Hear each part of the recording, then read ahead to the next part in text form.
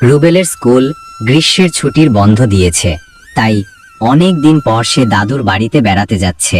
আয় আয় রুবেল, আরে নাতি, কতদিন পর এলি। তোকে দেখে যে কি আনন্দ হচ্ছে বলে বোঝাতে পারবো না। একটু বস নাতি, ট্রেনে নিশ্চয়ই খুব ধকল গেছে। প্রণাম দাদু। হ্যাঁ, অনেকদিন পর এলাম। স্কুল ছুটি না পাওয়ায় আসতে পারছিলাম না। তোমার শরীর কেমন আছে? কেমন আছো তুমি? আমি ভালো আছি রে সোনা। তুই আর তোর বাবা মা সবাই ভালো তো? তোদের কুশল জানতে মনটা ছটফট করছিল। এখন তোকে দেখে শান্তি পেলাম। হ্যাঁ দাদু, আমরা সবাই ভালো আছি। মা বাবা তোমাকে প্রণাম জানিয়েছে। তারা আগামী সপ্তাহে আসবে বলেছে। আমি একাই আগে চলে এলাম। খুব ভালো করেছিস। তোরা এই নাতি নাতনিরা কাছে থাকলে মনটা ভরে থাকে। তা তোদের আসতে পথে কোনো অসুবিধা হয়নি তো? ট্রেন ঠিক সময় এসেছিল? না দাদু, কোনো অসুবিধা হয়নি। ট্রেন একদম সময় ছিল, আর ভিড়ও তেমন ছিল না। তবে স্টেশন থেকে অটোতে আসার সময় বেশ গরম লাগছিল। এই সময়টা একটু গরম থাকে। আমি তোর জন্য শরবত করে রেখেছি। যা, হাত মুখটা ধুয়ে আয়, তারপর ঠান্ডা শরবতটা খা, তাহলে ক্লান্তি কেটে যাবে। ধন্যবাদ দাদু, আমার খুব তেষ্টা পেয়েছে। আমি এখনই যাচ্ছি। গ্রামের পরিবেশটা এখনো কত সুন্দর, তাই না দাদু? শহরে এরকম খোলা জায়গা নেই। হ্যাঁ রে নাতি, এই পুকুর, গাছপালা, এসবই তো এই গ্রামের প্রাণ। যা, তাড়াতাড়ি তৈরি হয়ে আয়। আচ্ছা দাদু, আমার জয়ন্ত মামা কোথায় গেছে? ওকে তো দেখতে পাচ্ছি না। তোর মামাকে নিয়ে আর বলিস না, সারা দিন তোর একই কাজ। যা তো দেখি, নিশ্চয়ই পুকুর পাড়ে বসে আছে, মাছ ধরছে কিংবা অন্য কিছু করছে। যা, ওর সাথে গিয়ে গল্প কর। এরপর রুবেল পুকুর পাড়ে তার মামার সাথে দেখা করতে যায়। মামা, এই যে তুমি এখানে। দাদু বলল তুমি নাকি পুকুর পাড়ে বসে আছো। কি ধরছো গো? একটাও মাছ পেয়েছো নাকি? আরে রুবেল, তুই এসেছিস, তোকে দেখে খুব ভালো লাগছে। একটা কই মাছ ধরেছি, আর দেখ, তোর জন্য চিংড়িও ধরতে চেষ্টা করছি। তুই কেমন আছিস রে? আর এতদিন পর এলি কেন? আমি ভালো আছি মামা। স্কুল আর টিউশনির চাপে ছুটি হচ্ছিল না, কিন্তু আসার পর মনটা বেশ হালকা লাগছে। তুমি কেমন আছো? শরীর টরীর সব ঠিক আছে তো? আমার আবার কি হবে, আমি তো একদম ফিট। সারাদিন এই গ্রামের হাওয়া জলে থাকি। তবে তোর কথা খুব মনে পড়তো। তুই এলে যেন এই পুকুর পাড়টাও জমে ওঠে। মামা, মনে পড়ছে ছোটবেলার কথা, যখন আমরা এখানে লুকোচুরি খেলতাম। আচ্ছা, আমাদের হরিশ দাদুর কথা, যিনি আগে বাজারের মাঝে বসতেন। ও, হরিশ কাকা। আমাদের কাকা মশাইয়ের কথা বলছিস? খুব মজার মানুষ ছিলেন। ছোটবেলায় তোকে কত গল্প শোনাতেন। কি হয়েছে, হঠাৎ ওর কথা কেন মনে পড়লো তোর? মনে পড়লো তাই জিজ্ঞেস করলাম। উনি কেমন আছেন এখন? আর উনি কি এখনো সেই পুরনো দোকানে বসেন? ছোটবেলায় ওর কাছে লজেন্স খেতে খুব ভালোবাসতাম। উনি তো আমার আরেক দাদু। হরিশ কাকা এখন সেই পুরনো দোকান ছেড়ে দিয়েছেন। তবে অবসর জীবনে সময় কাটানোর জন্য বাজারের দিকে একটা ছোট্ট মুদির দোকান দিয়েছেন। ভালোই চলছে ওনার। তোর মনে আছে যখন উনি তোকে সাইকেলে চাপিয়ে বাজার ঘুরিয়েছিলেন? মনে আছে মামা, মনে আছে। আমি একবার ওর সাইকেল থেকে পড়ে গিয়েছিলাম, খুব মজা পেয়েছিলাম। চলো না মামা, আমার খুব ইচ্ছে করছে ওর সাথে একবার দেখা করে আসি। চলো বাজারে যাই। আরে, এতে জিজ্ঞেস করার কি আছে? উনি তো আমাদেরই লোক, তোর প্রিয় দাদু। চল এক্ষুনি যাই। অনেকদিন আমিও হরিশ কাকের সাথে দেখা করিনি। চল, তোর প্রিয় হরিশ দাদুর দোকানে গিয়ে একবার ঘুরে আসি। এরপর জয়ন্ত মামা রুবেলকে নিয়ে হরিশ দাদুর কাছে যায়। আরে জয়ন্ত, তুই? আর এ তো আমাদের রুবেল সোনা। তোরা হঠাৎ?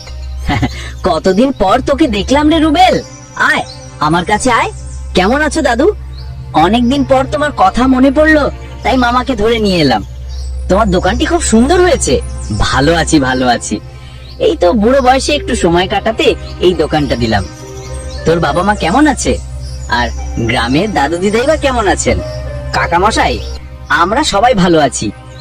রুবেল তো আজই এসেছে, ওই জোর করে নিয়ে এলো আপনার সাথে দেখা করতে।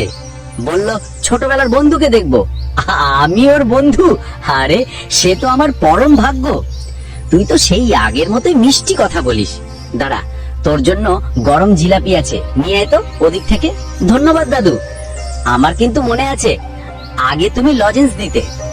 আচ্ছা দাদু, তুমি তো খুব ভালো গল্প বলতে, আর আমরা মিলে কত মজার মজার খেলা খেলতাম। ঠিক বলেছিস রুবেল, কাকা মশাইয়ের খেলার স্টাইল একদম অন্যরকম ছিল। কাকা এখন কি আর সময় পান, নাকি শুধু দোকানের হিসেব নিয়েই ব্যস্ত থাকেন? সময় তো বার করতেই হয়, জীবনের সবটাই কি আর শুধু হিসেব নিকেশ? তোদের জন্যই তো দিনগুলো ফুর্তি করে কাটে। বল কি খেলা খেলবি? দাদু তুমি এক কাজ করো, তুমি বরং বিকেলে আমাদের বাড়ি এসো, আমার সেই পুরনো রুল টানা খাতাটা আছে। চল একটা মজার শব্দ নিয়ে খেলা খেলা হবে, তুমি আসবে তো? ঠিক আছে রে নাতি, তোর আবদার আমি ফেলতে পারি না। সন্ধ্যের দিকে তোর জন্য সময় বার করে নেব, তোর দাদুর সাথে গল্পও হবে আর তোর সাথে খেলাও হবে। যা এখন বাড়ি যা। বাড়িতে ফিরলে দাদু রুবেলকে নিয়ে দাদুর জমি দেখাতে নিয়ে যায়। দেখ নাতি, এটাই আমার জমি। এখন ধানের বীজ বোনা হয়েছে, কয়েক মাস পর যখন ধান পেকে সোনালী রং ধরবে, তখন দেখতে আরো কত ভালো লাগবে। বাহ দাদু, তোমাদের মাঠটা তো অনেক বড়, এই সবুজ রংটা দেখতে খুব শান্তি লাগছে। শহরে এরকম খোলা মাঠ একদম দেখা যায় না, এই জন্যই তো বলি গ্রামের পরিবেশে জুড়ি ভার নাই। কেমন লাগছে তোর এতদিন পর এসে এই হাওয়া জল আর চারপাশের প্রকৃতি উপভোগ করতে পারছিস? আমার খুব ভালো লাগছে দাদু, এখানে আকাশটা অনেক বেশি পরিষ্কার মনে হচ্ছে, আর চারদিকে শুধু গাছের গন্ধ, মাটির গন্ধ, এগুলো মনকে শান্ত করে দেয়। সেটাই তো আসল কথা, শহরের ব্যস্ততা থেকে এখানে এসে একটু শান্তি পাওয়া যায়। আচ্ছা, তুই এই জমি জমা বা চাষবাস নিয়ে কিছু জানতে চাস? কিছু প্রশ্ন আছে তোর? হ্যাঁ দাদু, আমার একটা প্রশ্ন আছে। এই যে তোমার জমি, এটা কি পুরোটা তোমার, নাকি শুধু এই ধানের অংশটুকুই?